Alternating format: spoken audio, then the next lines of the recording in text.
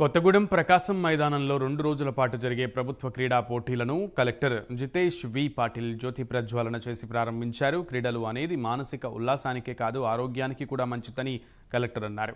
ప్రతిరోజు ఉద్యోగంలో ఎంత ఒత్తిడి ఉన్నా వ్యాయామం ఆడటం వల్ల ఆరోగ్యానికి మంచిదని, అనారోగ్యానికి గురి కాకుండా ఉంటామని తెలిపారు. ఉదయం నుంచి సాయంత్రం వరకు బిజీగా ఉండే ఉద్యోగస్తులు ఆటలు ఆడటం వల్ల మానసిక ఉల్లాసంతో పాటు ఆరోగ్యానికి కూడా మంచిదని కలెక్టర్ అన్నారు.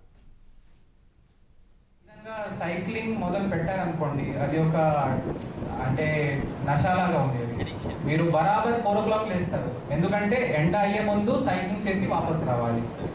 సో నేను కూడా బరాబర్ 4 గంటలకి లేచింది. నేనే ఆశ్చర్యపడేది, ఎట్లా అది ఆటోమేటిక్ చేయాలంటే మీకు అనిపిస్తే 4 o'clock లేచి 2 గంటలు 3 గంటలు సైక్లింగ్ చేసి మీరు వాపస్ వస్తారు అండ్ అది బాడీ రీఛార్జ్ అవుతుంది.